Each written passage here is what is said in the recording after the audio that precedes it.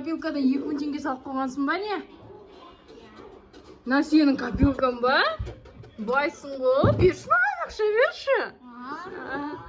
Неменеге жинап жатсың ақшанды? Телефонға ма? Молодец. Достар, ақа мынан ішіне қанша теңге жұмсай алады деп ойлайсыңдар? Мынау негізі ескі, мына даже доллар бар қанандар. Ескі копилкасы сынып қалған ғой.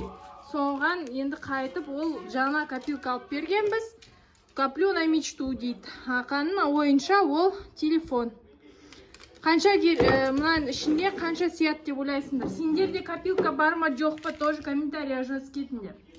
Молодец, Ақан. Күшті екен.